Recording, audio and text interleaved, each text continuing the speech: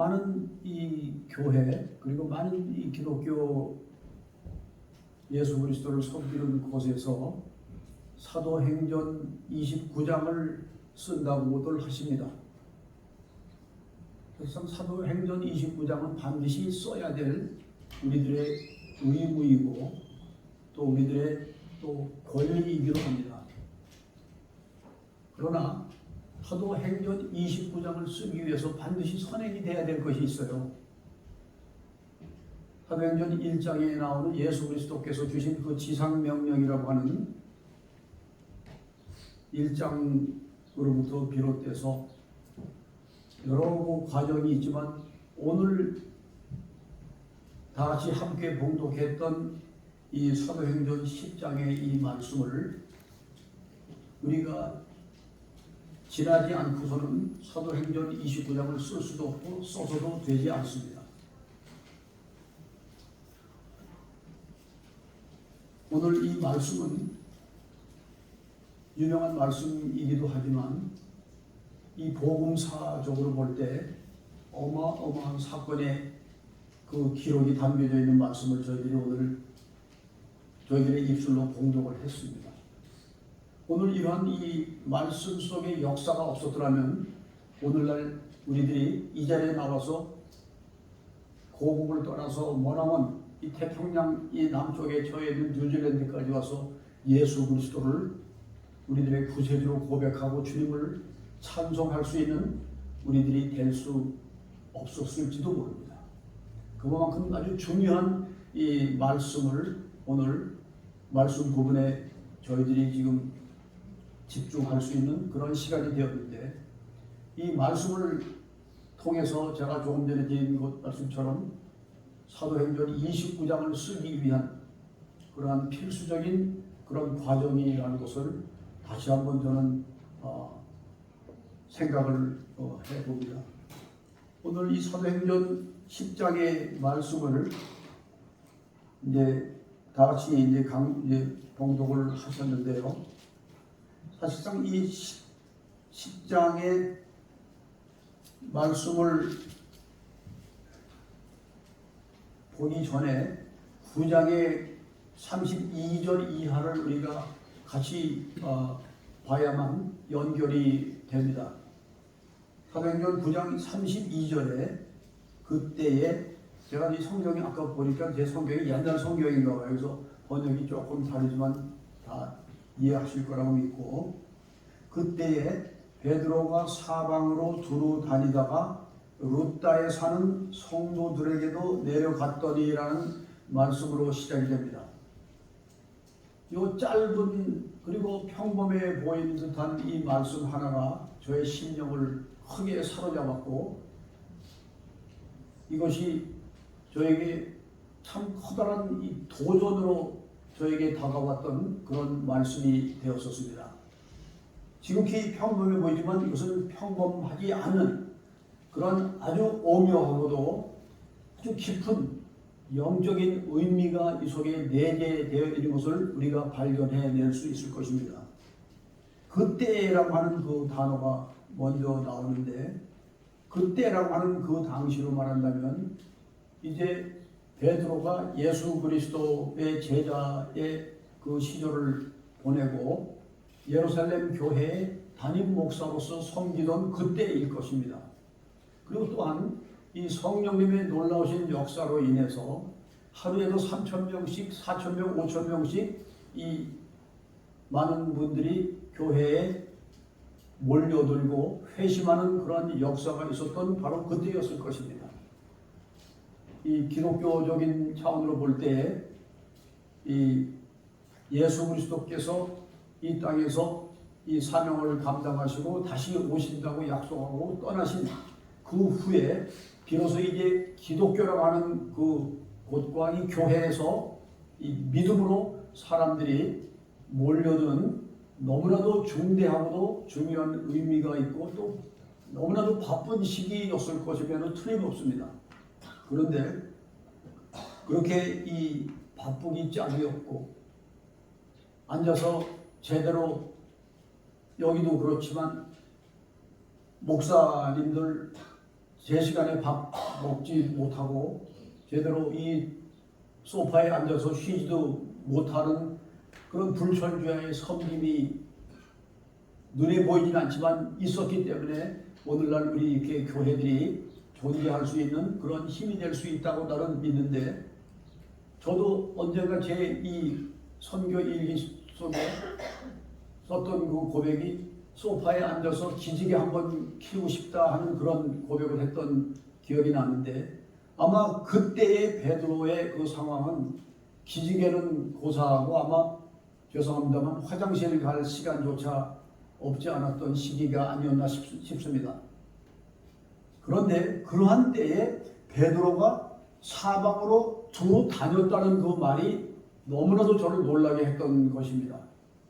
그 섬기는 교회 하나만 봐도 얼마나 일들이 많고 또 이 시간이 쫓길 터인데 언제 사방으로 두루 다닐 그런 시간과 마음의 여유가 있었을까? 이것은 분명히 성령님의 사로잡힌 사람만의 특징이라고 나는 생각을 합니다. 아무리 바빠도 내 일로 바쁜 것이 아니라 하나님의 일로 바쁜 사람들은 하나님의 이끌림을 받게 되어 있기 때문입니다. 그래서 두루 다니다가 루다에 사는 성도들에게도 내려갔다고 얘기합니다. 그 루다라고 하는 그 지명은 나중에 찾아보시면 알겠지만 예루살렘에서 동북쪽으로 아마 제가 있는 데서 오늘 마르카오에서 이곳까지 올라오는 정도, 이 노시오폴 케네드까지 오는 그 정도의 거리였을 것이지만 그 당시 교통수단이나 이 도로 모든 사정을 우리가 감안해 본다면 그렇게 짧고 순탄한 길만은 아니었을 것입니다. 그런데 이제 루다라고 하는 곳으로 이제 사는 성도들에게까지 신방을 간 것 같습니다. 거기서 애니아라고 하는 사람을 만나서 중풍병에 8해 동안 고생하는 분을 만나고 베드로가 안수하고 그분이 일어나는 역사가 있었습니다. 그렇다면 그 루다에서 8년 동안 아팠던 분이 일어나는 것 하나만으로도 베드로는 충분히 할 일을 다 했다라고 생각하고 모교회인 예루살렘으로 돌아올 수 있습니다. 명분이 충분히 생긴 것이라고 저는 생각합니다. 이 교회에서 담임 목사님이 어디를 가게 되면 담임 목사님의 그 명분을 궁금해하는 그런 일들이 많이 있지 않습니까? 그런데 거기서 치료를 할 때에 루다뿐만 아니라 인근에 사는 사론이라고 하는 인근에는 사론에 사는 모든 사람들이 그러한 상황을 목격하고 주님께 돌아왔다라고 성경에 말씀이 되어 있습니다. 그런데 36절에 욥바의 다비다라고 하는 여제자가 있는데 이 욥바는 또 이 루다와 사론에서 더 이 북쪽에 위치하여 있는 그러한 또 이 소도시인데, 여러분 앞으로 잘 아시겠지만 이 욥바라고 하는 도시에 대해서 더 관심을 가져야 될 필요가 있는 특별한 지명입니다. 이 하나님께서는 사람도 쓰시지만 지명도 그 지방 땅도 쓰시는 그런 특별한 땅이 있습니다. 이 욥바는 우리가 잘 아시다시피 그 레바논의 백향목이 솔로몬 성전 건축을 위해서 지어질 때 그 많은 풍성한 그 나무들이 욥바 항구에 들어와서 육로를 통해 예루살렘으로 이동됐던 그러한 욥바 항구가 바로 이 욥바 지역일 뿐만 아니라 또 더 잘 알고 있는 여러분 그 물고기 사건을 잘 아실 겁니다. 그 물고기 뱃속에 들어갔다 나온 그 요나라고 하는 그 분이 하나님의 말씀을 순종하지 않고 하나님이 보내신 곳으로 안 가고 반대로 도망치기 위해서 왔던 불순종의 시발점이 된 곳이 바로 욥바이기도 합니다. 그것은 욥바의 여러 가지 역사가 있지만 오늘 저는 이 성경에 나오는 욥바의 역사를 가장 저는 저 스스로 소중하게 여기는 복음사적인 그러한 시발점이 됐고, 오늘 우리가 예수 그리스도를 믿고 예수 그리스도의 자녀가 될 수 있는 그러한 근본이 됐었던 그러한 지경이기도 하기 때문입니다. 그런데 요바의 다비다라고 하는 여제자가 있는데 자료가 많지 않아서 많이 알진 못하지만 이분이 선행을 많이 하셨고 아주 기도 많이 하고 의로운 그런 예수님의 제자였다는 정도를 우리가 알 수 있습니다. 그런데 이분도 이 병에 들어서 돌아가시게 되었습니다. 근데 이미 돌아가셔서 몸을 다 씻고 이 다락 위에다가 풍습대로 올려놓은 그 상태에 그 주변에 있던 사람들이 긴급하게 베드로, 하나님의 종, 유명한 종 베드로가 왔다는 소식을 듣고 그곳에 와서 베드로를 초청을 해서 베드로가 계획에 없었던 요빠라고 하는 곳까지로 또 이동을 해가는 그런 일이 이어지게 되었습니다.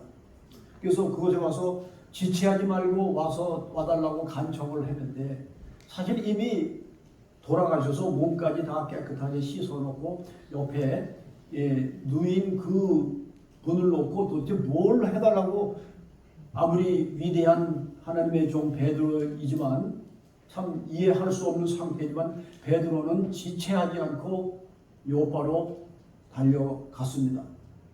그래서 그곳에서 다락방에 이제 올라갔더니 모든 이 과부와 베드로 곁에서 과부들이 서서 울면서 도르가와 그들과 함께 있을 때 그 지은 옷과 겉옷들을 다 내보이겠습니다.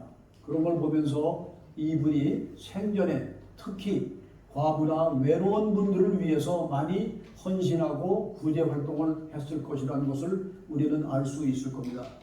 그래서 많은 사람들이 눈물을 흘릴 때 베드로가 그들을 다 내보내고 무릎을 꿇고 기도를 시작합니다. 그래서 시체를 향해서 이르되 다비다야 일어나라 라고 하니까 그 순간 돌아가셨던 다비다가 눈을 뜨는 역사가 있었습니다. 여러분 무슨 많이 본 것 같지 않습니까? 바로 이 베드로가 그분의 스승을 지금 흉내내고 있습니다. 영원하신 우리들의 스승 예수 그리스도를 본받아서 예수 그리스도께서 가르쳐 주신 예수 그리스도께서 행하신 그리고 예수 그리스도께서 가신 그 길을 나의 길로 고백하고 있는 그러한 현장이 되었습니다. 눈을 떴습니다. 죽은 사람이 눈을 뜨는 그러한 역사의 그런 한 페이지를 저희들이 오늘 보고 있습니다. 그래서 주변에 모인 사람들에게 다시 살아난 그 다비다를 보여줍니다. 그때 요바에 사는 많은 분들이 주님을 믿는 그러한 역사가 일어났습니다. 말씀드린 대로 그 정도 했으면 얼마든지 모교회 예루살렘으로 돌아와서 장로님이나 교회 재직들이나 교인들에게 이번에 다녀온 일정을 말씀드리기에 조금도 부족함이 없었을 터인데 말씀은 여기서 끝나는 것이 아니라 여기서부터 시작이 되는 시발점이 된다는 사실입니다. 이 43절에 마지막 43절의 9장 베드로가 요바에 여러 날 있어 시몬이라 하는 무두장이 집에 머무느니라라는 또 짧은 말씀이 나옵니다. 기가 막힌 말씀입니다. 이 요바에 여러 날 체류를 하는데 이 예루살렘 교회에 그렇게 초대형 교회의 담임 목사님, 오늘날 당회장이라고도 우리가 많이들 이제 사용하는 그런 표현인데 그쯤 되는 그 분이 특히 8년 된 병자를 안수할 수 있었고 돌아가신 분의 눈을 뜨게 할 만큼 놀라운 영역을 소유한 하나님의 종, 위대한 종 베드로가 지금 요바의 시몬이라고 하는 더럽고 냄새나고 파리가 날리고 그리고 아주 조속하기 이를 데 없다라고 평가받고 있는 그러한 무두장이라는 것은 죽은 짐승의 가죽을 벗겨서 두들겨서 가공하는 그런 가죽쟁이를 의미합니다. 저는 이 개인적으로 가죽 피혁 가공을 몹시 좋아하지만 그 당시에 율법으로 비춰보건대 절대로 이것은 좋은 직업이 될 수가 없습니다. 죽은 짐승의 그 사체를 만지는 그 행위 자체가 얼마나 경멸당하고 조속한 직업의 소유자였겠습니까? 그러면 이 시몬이라는 분은 욥바 시내에서도 살지 못하고 욥바에서도 한참 시내에서 떨어져 있는 외진 곳에서 살았을 것입니다. 그 사람은 이웃의 컴플레인 때문에 그러한 직업을 유지할 수 없었겠죠. 그렇게 냄새나고 더럽고 누추하기 짝이 없고 또 말씀드린 대로 조속한 직업을 하고 있는 그분 집에 하나님의 종 위대한 그러한 종 베드로가 여러 날 묵었다는 사실입니다.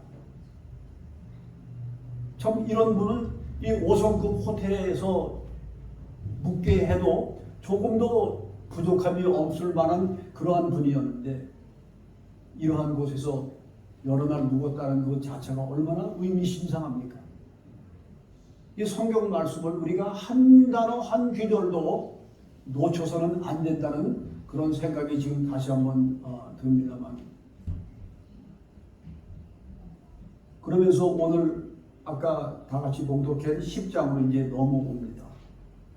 그래서 여러 날 욥바에 있는 그 가죽 무두장이 집에서 지내는 그러한 이 베드로의 사건이 이제 오늘 말씀인데, 베드로가 이튿날 그들이 길을 가다가 그 성에 가까이 갔을 그때에, 여기서 잠깐 그때라고 하는 시간을 지금 계속 강조하고 있는 것을 저는 느끼는데 저는 좋아합니다. 그런 표현을. 베드로가 기도하려고 지붕에 올라가니 그 시각은 제6시더라 그랬습니다. 6시면 아마 우리들 시간으로 하면 정오쯤 될 거라고 계산이 됩니다. 정오쯤 됐는데 그 욥바뿐만 아니라 그 이스라엘 그 주변의 가옥 구조는 이 슬라브식 구조로 되어 있기 때문에 이렇게 지붕으로 올라가면 옥상이 펼쳐져 있고 거기서도 활동을 할 수 있게끔 되어 있는 그런 구조입니다. 거기 올라서 내려다보면 다 이렇게 이웃들도 더 잘 보이고 그러한 곳인데, 거기에 이제 올라가서 기도하려고 습관적으로 시간이 돼서 올라갔는데 이 베드로는 굉장히 건강한 분이었음에 틀림없습니다. 12시가 됐는데 벌써 배가 고픈 거예요. 그래서 그 집 주인에게 이제 먹을 것을 만들어 달라고 부탁하고, 이제 만드는 그 과정 가운데 일어났던 한 사건이 역사적인 사건이 된 것입니다. 그때 기도하는데 성경 말씀에는 음식을 준비하는 중에 황홀한 중에 하늘이 열렸다라고 표현이 되어 있습니다. 하늘이 열린 사건이 몇 번 성경 속에 있었죠. 신약, 구약을 통해서 하늘이 열렸습니다. 그런데 그 하늘이 열린 그곳에서 그릇이 내려옵니다. 저는 제 몸에 있는 이 머리털이 이 쭈삣 서는 것을 저는 느끼고 있습니다. 만약에 우리들 앞에 기도할 때 하늘문이 열렸다는 것을 우리가 목격할 수 있는 상황이 됐다면 어떠한 심정이었겠습니까? 그것을 한번 저는 상상하면서 지금 말씀을 전하고 있는데, 그곳에서 한 그릇이 내려온 것을 보니까 큰 보자기 같기도 하고 내 귀를 메어 땅에 드리워진 그런 하나의 하늘에서 내려오는 식탁 같은 것이 내려오기 시작했던 것입니다. 그런데 그 안에는 보니까 이 땅에 있는 각종 4발 가진 짐승과 기어다니는 것과 공중에 나는 것이 있는데, 보는 것조차도 혐오스러운 것들이 그 속에 그득 차 있었습니다. 베드로의 시각으로 볼 때 혐오스럽기 짝이 없습니다. 아주 디스커스팅한 그러한 상황이 펼쳐졌는데 그것도 부족해서 하나님께서 들려오는 그 하나님으로부터 오는 소리가 있었는데 베드로야 일어나서 잡아먹으라 라는 말씀이 들려옵니다. 보는 것도 구역질에 나는 그런 상황인데 그걸 일어나서 잡아먹으라고 하는 그 말씀을 베드로는 듣게 됩니다. 베드로는 참 솔직하고 담대하고 단순하고 열정적이고 아주 훌륭한 분입니다. 참 제가 이 베드로를 존경합니다. 개인적으로. 특히 베드로가 마지막에 예수님이 매달린 그 십자가에 내가 감히 어떻게 매달릴 것인가. 감히 난 그럴 수 없다고 해서 거꾸로 업사이드 다운해서 십자가에 거꾸로 매달린 장본인이 베드로이기 때문에 항상 내 마음을 눈물을 흘리게 하는 그런 분이기도 합니다. 그런데 오늘 그분 입에서 나오는 말씀이 주여 그럴 수 없나이다 라고 오늘 설교의 제목이 나왔습니다. 그냥 그럴 수 없나이다 하면 그것도 괘씸한데 주여라는 말을 먼저 선행을 했어요. 주여 하면 그 다음에는 네 알겠습니다가 나와야지 이 문맥이 맞는 거 아니겠습니까? 근데 주여 그럴 수 없다고 얘기합니다. 참 여기서 이스라엘 사람들이 갖고 있는 어떤 이 하나님에 대한 그러한 이 신적인 신관의 의구심이 많이 가게 되는 부분이지만 이것은 나중에 또 한번 우리가 다뤄봤으면 좋겠는데 이 베드로도 그랬고 이 사도 바울도 역시 다마스커스 그 노상에서 씩씩거리며 예수 그리스도를 믿는 사람들을 잡아서 감옥에 집어넣고 핍박을 하려고 갔다가 이 세상에서 겪을 수 없는 아주 강렬한 그 빛에 의해서 쓰러지지 않았습니까? 그리고 하늘로부터 사울아 사울아 네가 왜 나를 핍박하느냐라는 음성이 들어왔을 때 이 바울이 뭐라고 대답했습니까? 주여라고 합니다. 주여라고 하는 그 하나님에 대한 주여라고 하는 그 하나님에 대한 그들이 갖고 있는 그 경외심은 존재하고 있습니다. 그런데 그 다음 나온 말이 누구입니까? 뭐라고 했습니까? 주여 누구십니까? 라고 대답합니다. 오늘 이 질문이 우리들의 질문이 된 줄 믿습니다. 여러분 오늘도 나와서 이렇게 하나님을 찬양하고 하나님을 찬송하고 경배하는 이 현장에서 우리들의 주님 되신 예수 그리스도를 찬양한 줄 믿습니다. 그렇지만 우리는 주여 누구십니까? 이러한 고백이 바로 우리들의 고백일 줄 믿습니다. 이 베드로는 주여 그럴 수 없다라고 하나님 앞에 맞서는 베드로가 여러분들 잘 아시지만 베드로는 예수 그리스도의 수제자이고 믿음이 너무 좋아서 하늘나라의 열쇠를 받고 이 땅에 이 교회의 기초 반석이 되는 그러한 엄청난 축복을 받은 사람입니다. 그리고 말씀드린 대로 예루살렘의 그 초대형 초대 교회의 담임 목사 그리고 이제 성령님의 이끌림을 받고 성령님의 인도하심을 받고 사로잡혀서 루따나 샤론이나 이 요바까지 올라온 충만한 사람입니다. 그런데 그 사람 입에서 나오는 얘기는 전혀 충만하지 않은 이방인 것 같은 소리가 튀어나온 이 이율배반을 우리는 어떻게 해석할 수 있겠습니까? 아직도 복음을 전한다는 이 성령님의 인도하심을 받는다는 이 베드로 속에는 전통적인 유대인의 율법이 깔려 있었던 것입니다. 이것은 유대인 율법주의자의 바로 대답이 아닐 수가 없습니다. 율법에서 칭하는 조속한 그 짐승이 하늘나라에서 내려온 것입니다. 여러분, 그런데 하나님께서 뭐라고 말씀하셨습니까? 하나님께서 깨끗하게 이미 하신 것을 너희가 속되다라고 말하지 말라라고 주님은 말씀하고 계십니다. 베드로는 두려웠습니다.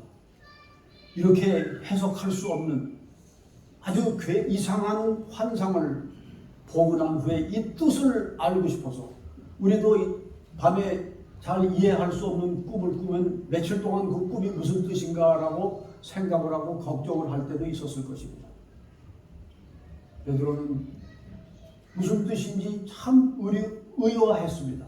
그런데 하나님께서 그가 무슨 뜻인지 의아해하는 그 시간이 긴 것을 원치 않았습니다. 바로 그 순간 뒤이어서 이 베드로 귀에 들려오는 소리가 있었습니다. 이 노크 소리입니다. 여러분, 이 노크 소리가 이 시대에 잠자는 복음을 깨우는 그러한 소리가 되었을 것입니다. 그것은 내가 오늘 2000년 전에 베드로의 역사를 지금 저는 강의하는 역사 교수가 아닙니다. 하나님은 항상 at present, 하나님의 말씀은 과거형이라는 것은 존재하지 않고 언제나 현재형 바로 이 자리에서 말씀하시는 그러한 하나님의 말씀의 특징이 있지 않습니까? 그 당시 2000년 전에 들려왔던 그 노크 소리가 오늘 이 자리에 앉은 우리들과 이 시대의 교회들을 향해서 들려오는, 그리고 이 복음의 문을 열기 위해서 하나님께서 시도한 천국으로부터 내려오는 노크 소리라는 것을 우리가 왜 깨닫지 못하겠습니까? 나가봤더니 웬 알지 못하는 이방인들이 그 무드장이 집 앞에 섰습니다. 그리고 그들이 하는 말이 베드로라고 하는 시몬이 여기 유숙합니까? 라고 물어봅니다. 기절초풍할 그런 얘기가 아니겠습니까? 오늘날처럼 뭐 인터넷이나 뭐 이메일이나 뭐 유튜브나 핸드폰이 있는 시대도 아닙니다. 사전에 약속이 되어 있는 것도 하나도 없습니다. 그런데 처음 보는 사람들이 불쑥 나타나서 베드로도 그 집에서 묵게 될 것을 사전에 알지 못하고 그곳에 와서 유숙하고 있는 그 앞에 나타나서 하는 말이 오늘 이 집에 베드로가 묵고 있지 않냐라고 물어보고 있습니다. 성령님의 역사였습니다. 베드로가 예루살렘을 떠나서 요바에 와서 지내는 것도 성령의 이끌림이었고 또 베드로를 찾는 그 사람도 성령님의 이끌림을 같은 시간 이 동시에 받게 된 겁니다. 그 사람들은 바로 우리가 잘 알고 있는 고넬료라고 하는 이방인이지만 아주 의롭고 기도 많이 하고 또 구제에 충성된 그러한 고넬료라고 하는 사람이 보낸 고넬료의 사람들이었습니다.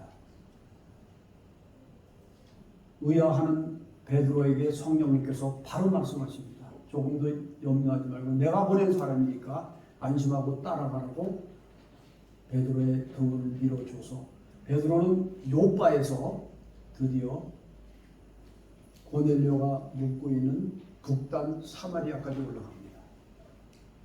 지금 베드로는 예루살렘에서 루다, 사론, 요바 그리고 사마리아로 올라갈 때 너무나도 가슴이 뭉클합니다. 생각나는 성경 말씀이 하나가 제 머릿속에 스쳐가는 것이 무엇이냐면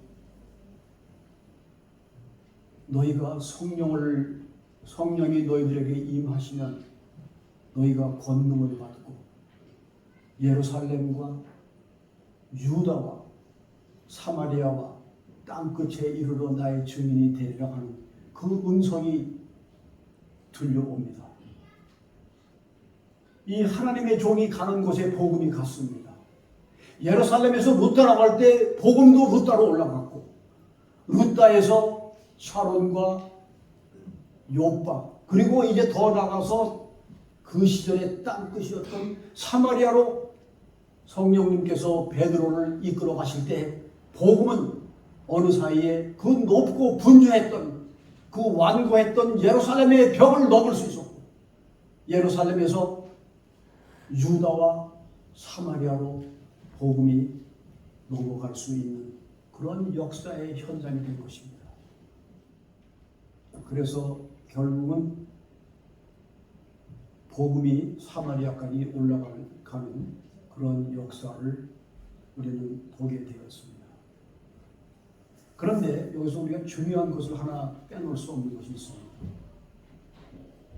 베드로가 그 고넬료가 보낸 그 분들을 맞이해서 그 집에서 그 다음날 떠나기 위해서는 하루를 잠을 자야 됩니다. 그걸 잠을 자는 그 공동체, 잠을 자는 그 공간이 바로 무두장이 시몬 그 집에서 일어났던 것입니다. 바로 여러분, 이것이 가능한 일이라고 생각하십니까? 절대로 불가능한 일이 일어난 것입니다. 그 무두장이 시몬 그 집에 모인 사람들의 구성을 한번 우리가 생각해 보시길 바랍니다. 복음의 종, 교회 담임 목사 베드로가 있고, 또 비록 조속한 가죽을 다루는 직업을 가진 사람이지만 그분은 분명히 유대인입니다. 유대인 집에 기독교 복음을 위해서 온 베드로가 있고 고넬료가 보낸 이방인이 있습니다. 여러분, 우리가 아시다시피 유대인은 이방인들하고 물도 같이 마시지 않습니다. 마셔서는 안 됩니다. 그들의 율법으로 인해서. 그런데 그러한 것들이 다 초월된 채로 그날 밤 그 공간에서 시몬 무두장의 집안에서 모든 신분과 모든 편견 이런 것들이 다 내놓고 오직 한 사람의 예배자로서 하나님을 경건하게 예배드리고 기도하고 찬양하고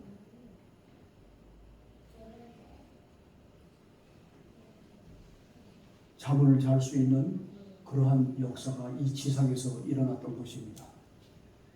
이것은 역사적으로 처음 있는 일입니다. 왜 하나님께서 애써서 그 욥바 냄새나는 집에서 그러한 역사를 창출해 내셨을까요? 그냥 흘려버리기에는 너무나도 의미심장한 그런 사건이었기 때문에 분명히 주님은 그 자리를 통해서 있었던 그 사건을 통해 우리들에게 하시고 싶은 말씀이 있었을 것입니다.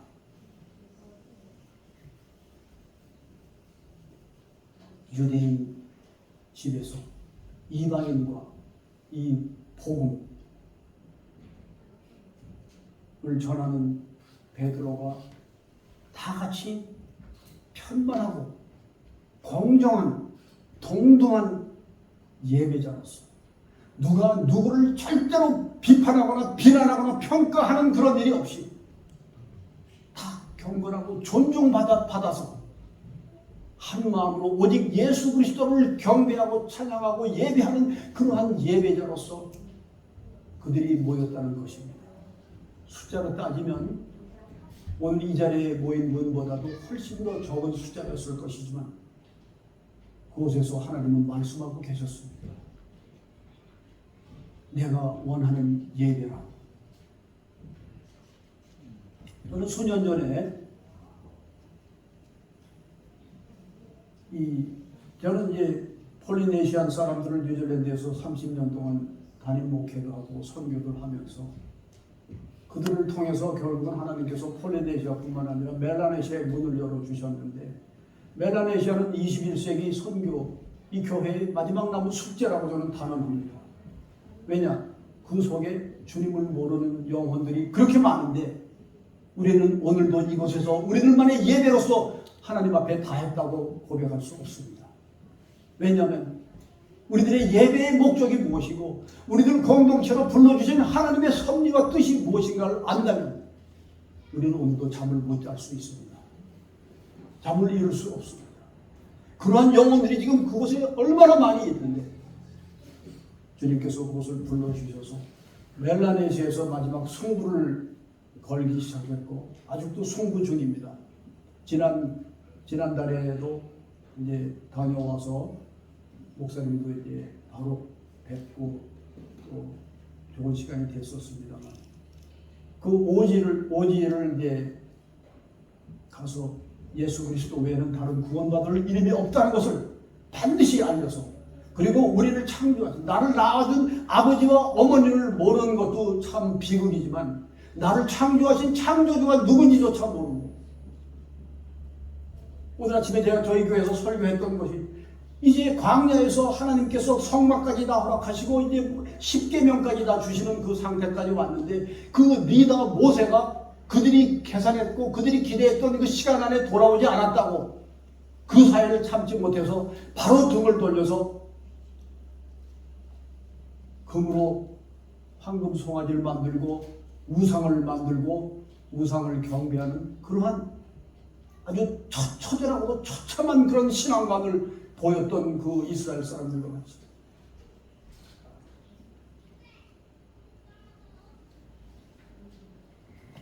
이 오지에는 아직도 저는 이 사람이 왜 동물이라고 하는 그런 이 카테고리로 이렇게 되어 있는지를 잘 몰랐는데 오지에 들어가 보니까 사람도 동물이구나 하는 생각이 들 정도로 동물과 조금도 다를 바 없는 우리 몸에 걸치고 있는 그 어떠한 문명의 한 흔적조차 그들은 다 의도적인 것은 아니었겠지만 거부하면서 이제까지 살아왔고 마치 에덴 동산에서 있었던 그 사람의 형태가 오늘날까지 그대로 존재하는 그런 삶을 살아가고 있는 그러한 곳에 복음이 있을 리가 없습니다. 그런데 너무나도 안타깝게도 복음이 없는 그 자리에 사탄은 있었습니다. 우리가 하지 않으면 반드시 사탄이 한다는 말씀을 제가 늘 하고 있습니다만 근데 우리는 많이 뒷북을 치는 그런 일들을 많이 해요.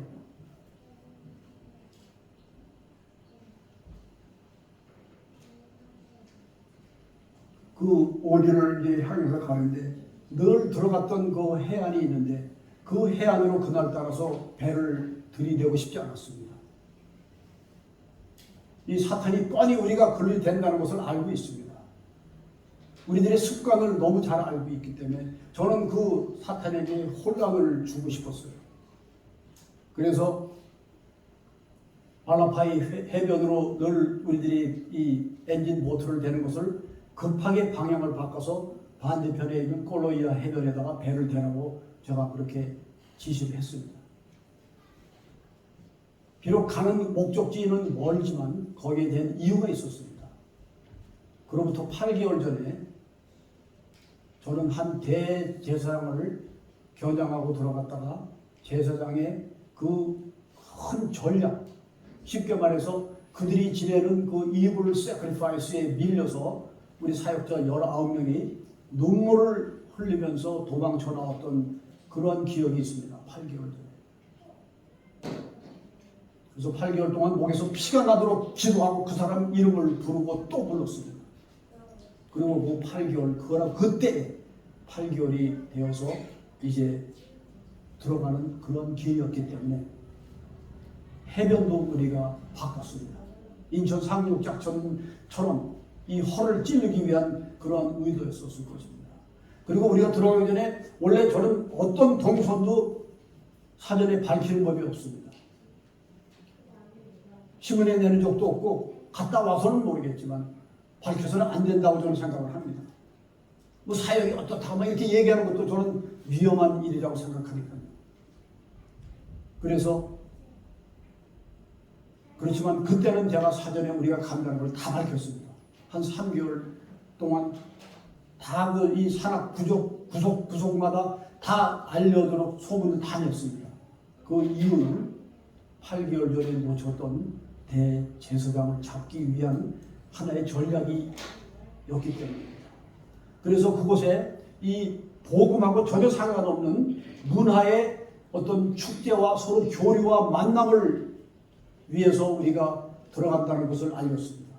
그래서 저는 준비를 많이 했어요. 심지어는 한국에다 부탁해서 남대문 시장에 있는 민속군까지도 대량으로 받아서 준비하고 그래서 그 해변으로 이제 들어가서 원주민들과 만나서 서로 만남의 그런 교류를 시도한다는 그런 내용이었습니다. 나는 목사고 선교사라고 하는 신분조차 밝히진 않았습니다만 이미 그들은 알고 있었을 것입니다. 제가 그곳에 20년 이상 왕래한 그러한 지경이었기 때문에. 그래서 이제 그곳에 가는데 그들도 우리를 맞이하기 위해서 이 산 기슭에다가 이 통나무로 된 집을 하나 지어놓고 그곳에서 우리를 만나는 만남의 장소로 제공이 됐습니다. 근데 이쪽 제가 시도한 그 해변은 한 번도 접근해 본 것이 없었는데 정말 오지 그래도 그런 오지를 하다가 처음 보는 그런 오지였어요. 딱 내리자마자 한 2m밖에 해안 땅이 없고 막바로 60도 이상 되는 거의 경사가 깎아지는 경사가 기다리고 있는데 영상 50도입니다. 그 많은 짐들을 다닥다닥 우리 사역자들이 이 해변에 붙어가지고 무슨 정말 멀리서 보면 참 어이가 없는 그런 일들이 밧줄 하나 없이 그 바위를 타고 올라갑니다. 숨도 그냥 서 있어도 숨이 턱턱 막히는 그 무더위 속에서 이 해변 걸 기어 올라가려고 하니 그 얼마나 머리가 어지러웠겠습니까? 그래서 올라가면서 내딛는 땅마다 이 거룩한 이 예수 그리스도의 그 이름이 땅마다 증거되는 그 기대감이 어떠한 이 환경적이나 어떤 이 체력적인 고통을 뛰어넘는 초월한 그런 새 힘이 공급되는 것을 저는 느낄 수 있었습니다. 그래서 올라갔는데 정말 그곳에서 제 사역, 태평양 사역 30년 동안에 한 몇 번 봤던 그러한 이 부족들을 만나게 됐습니다. 정말 저는 티셔츠 하나 입었는데 그들 앞에 섰을 때 내 티셔츠조차 부끄러웠습니다. 그들은 오히려 그들이 아무것도 입지 않은 그들이 나를 보고 부끄러워하는 것이 아니라 내가 그분들을 볼 때 내가 부끄러웠습니다. 왜 이렇게 내 몸에 걸치는 것이 많이 살아왔는가 하는 그런 생각을 하게 됐습니다. 이제 그곳에서 물건을 나눠주고 추장들, 제사장들, 수많은 이 원로들, 아이들, 할 것이 많은 사람들이 구름대같이 모여서 사탕 하나를 또 이제 줄까 하고 이제 왔겠죠. 그래서 저희들은 가져간 물건들을 다 이제 풀었습니다. 그렇지만 제 마음속의 목적은 이 속에 8개월 전에 우리를 따돌렸고 우리를 도망치게 했던 그 제사장, 대제사장인 그가 이 속에 올 것을 나는 기대하고 그물을 쳤던 겁니다. 그런데 그분은 역시 거물이었고 비록 적장이지만 탁월한 사람이었고 놀라울 만한 그런 사람이었습니다. 나타나지 않았습니다. 그런데 호기심이 많은 그의 제사장의 아내와 딸이 몰래 들어와서 고속 뒤에 동굴 속에서 숨어가지고 이제 눈이 반짝반짝 우리를 이제 바라보고 있는 것을 우리 사역자들이 발견을 하고 저를 그곳에 인도했습니다. 그래서 제가 이제 우리 부족 통역을 세워서 저희들은 이 부족 통역 세우는 사람들을 한 5명 정도 세웁니다. 부족 언어하는 사람들인데 왜냐하면 한 사람이 잘못돼도 그 다음 부족 이 통역자들을 세워야 되기 때문에 하지만 저는 한 명이기 때문에 제가 잘못되면 그건 끝장이긴 해도 거기까지 가면 그건 생각을 아직 못 해봤고 하여튼 그래서 통역을 이제 세워서 사역을 이제 하는데 그 통역자들을 통해서 얘기를 했습니다. 당신 남편이 8개월 전에 우리들에게 했던 것을 아느냐 했더니 너무 잘 알고 있다고 얘기합니다. 그래서 어떤 많은 그 얘기를 나누고 남편이 오늘 오지 않았는데 남편을 와서 꼭 나를 만나게 해줄 수 있냐라고 그 제사장 부인에게 부탁을 했습니다. 만약에 이번 기회에도 우리를 쫓아내거나 우리를 만나지 않는다면 하나님께서 반드시 제사장 당신 남편과 당신 부족을 죽이실 겁니다. 왜냐하면 그 제사장은 죽음의 계승자였기 때문에 대대로 내려오는 죽음을 후손들에게 물려주는 그런 역할을 한 그런 사단이, 그리고 이 정글의 마지막 제왕이었습니다. 사단의 종이었기 때문에 그렇게 얘기를 했습니다. 그래서 우리는 이제 이 불황을 내일 떠나서 우리들이 있는 이 전진 기지로 이동할 텐데 그리로 당신 남편 제사장을 오게 해달라고 부탁을 했습니다. 그때는 아내는 너무나도 지혜로운 아내였습니다. 아비가일 같은 그런 아내였습니다. 비록 옷은 농마 조각으로 몸을 간신히 가릴 정도로 누추하고 머리는 이 엉클어진 그런 머리를 가진 외간이었습니다. 얼굴에 정말 어떠한 물기 한 방울 없이 그냥 때 묻은 그런 얼굴이었지만 그 여 속에는 이미 구원을 위한 하나님의 섭리의 손길이 그 심령을 주장하고 있는 것을 저는 느낄 수 있었습니다. 너무나도 아름다웠습니다. 자기가 3일의 시간을 준다면 3일 후에 남편을 우리들의 약속 장소로 오게끔 말하겠다고 얘기했습니다. 왜 3일? 나는 당장 내일이라도 만나게 해달라고 그러고 싶었는데 3일이 걸리는 이유가 뭐냐면 제사장이 지금 들어가 있는 그 오지는 여기서부터도 가는 데만 하루가 걸리고 오는 데가 또 하루가 걸리기 때문에 3일째가 되지 않으면 불가능하다는 얘기를 해줬습니다. 그래서 조급한 마음을 달래고 그렇게 하기로 하고 이제 그날 밤을 저희들이 그 마련된 오두막 집에서 유숙을 하게 됐습니다. 이제 마지막 부분에 오늘 말씀을 드리게 되는데 그 오두막 집에서 저희들은 장작을 펴놓고 모닥불이 피어나는 그런 오두막 집입니다. 처음에는 문화 교류를 위해서 내가 그곳에 왔다라고 알려줬고 또 그렇게 얘기를 했지만 저의 본성을 더 이상 숨길 필요가 없다는 생각이 들었습니다. 그래서 저는 이제 복음을 꺼내기 시작했습니다. 이 장작 모닥불가에서 저는 요한복음 말씀을 통해서 예수 그리스도께서 나는 길이요 진리요 생명이라고 하는 그 말씀을 설교했습니다. 통역자도 성령님의 감동으로 열심히 부족원으로 통역을 했습니다. 장작불가에는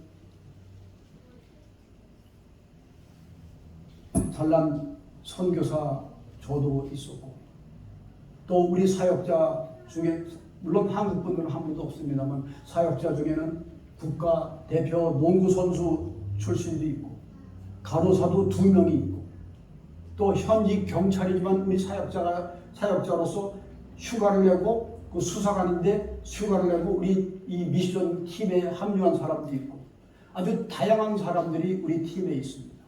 그리고 그 자리에 모인 사람들 그 제사장도 있고 부족장도 있고 부족 원로도 있고 야만인도 있고 옷을 하나라도 걸친 사람도 있고 다 벌거숭이 사람들도 있고 많은 종류가 다양한 사람들이 그 모닥불가에 그날 모였습니다.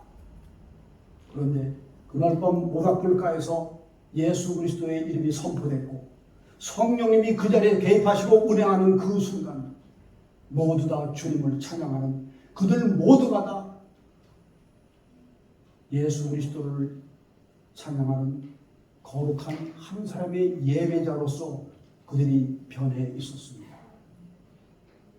그곳에는 하나님께서 가장 원하시고 기뻐하시고 하나님께서 바래왔던 이 지상에 가장 평안하고 가장 공정한 주님이 원하셨던 그러한 예배가 그 태평양 산악 오지 모닥불가에서 홀홀 타오른 그 불가에서 성령님과 함께 그러한 진정한 예배와 찬양이 주님 앞에 올려지는 그런 역사가 있었습니다.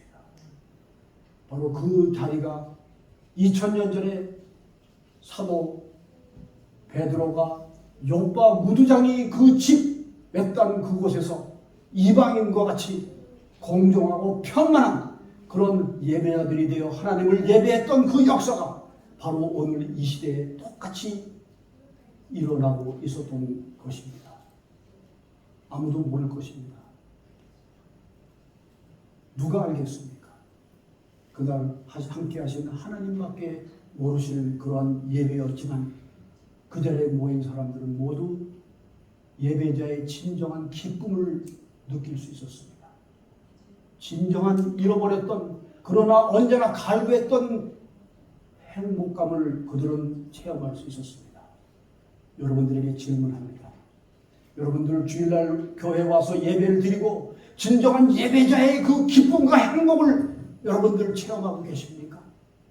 아니면 주일이기 때문에 교회 와서 그저 교회 와서 예배 드리고 돌아가서 또 다시 일상생활 속에 또 일을 해야 되는 그런 이 답습과 반복 속에서 정말 그렇게 갈급했고 그렇게 갈망했던 진정한 기쁨과 하나님을 섬기는 그 행복을 누리지 못한 채 또 다음 주일날 기다려야 하는 그러한 모습으로 살아가고 있지는 않습니까? 그러나 말씀드립니다. 아무것도 없고 배우지 못한 그들이지만 그들은 진정한 예배의 기쁨을 누릴 수 있었습니다. 왜? 하나님이 원하시는 그러한 예배를 드리는 예배자들이었기 때문에. 여러분들 교회에 왜 오십니까?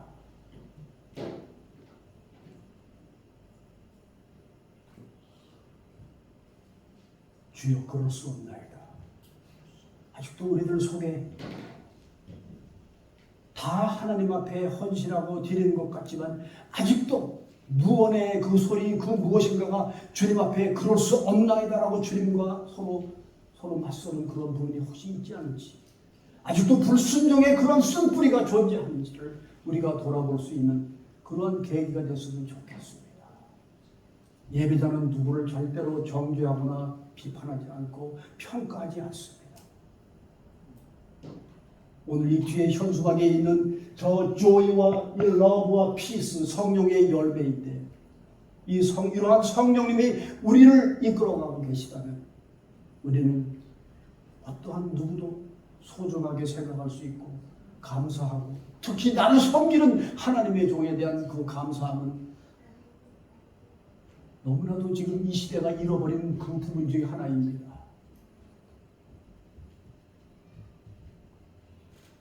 우리가 먹을 때 하나님의 종은 금식합니다. 우리가 잘 때 하나님의 종은 기도합니다.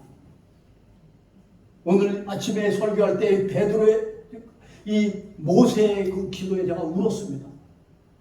이스라엘 백성이 그 우상을 만들고 하나님을 배역했지만 하나님이 이 백성들을 내가 데스트로이 하겠다고 말씀하셨지만 거기서 매달려 기도합니다. 하나님, 우리들의 믿음의 조상 아브라함을 기억해 주십시오. 그리고 이삭과 야곱을 기억하시고 그분들에게 하시는 하나님의 그 축복의 언약을 기억해 주십시오. 살려주십시오. 만약에 살지 못한다면 차라리 나를 주님의 그 책 속에서 이름을 제명해 주십시오라고 절규하는 그 기도, 이것이 하나님의 종의 심정입니다. 원주민 교회에 갔더니 어린아이들이 이런 찬송을 불렀어요. 우리들의 형제와 우리들의 공동체 속에서 사랑이 없는 그곳에서 주님을 사랑한다는 것은 라이어라고 합니다. 거짓말이라고 하는 말을, 그런 가사로 어린아이들이 노래를 부른 것을 우리 솔로몬 지경에서 들었습니다. 우리 공동체는 사랑의 공동체를 회복해야 됩니다. 하나의 장식으로 뒤에 러브라고 하는, 여러분들 이 러브라고 하는 단어는 어마어마한 그러한 능력이 있는 하나님이십니다. 이것이 회복되어야만 합니다. 무엇으로 회복될 수 있겠습니까? 이제 우리도 복음이 필요합니다. 그리고 또 겸손에게 더 낮아질 수 있고, 우리는 판단자의 하나님께서 세워주신 적이 없습니다.